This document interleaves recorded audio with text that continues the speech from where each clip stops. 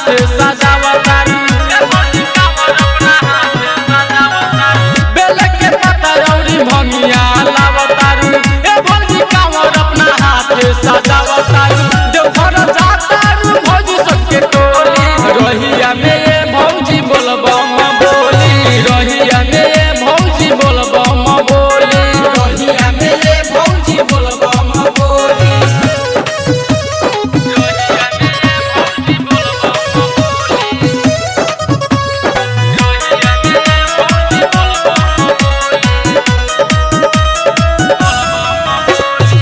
कमर में बांधी के साड़ी के अचरा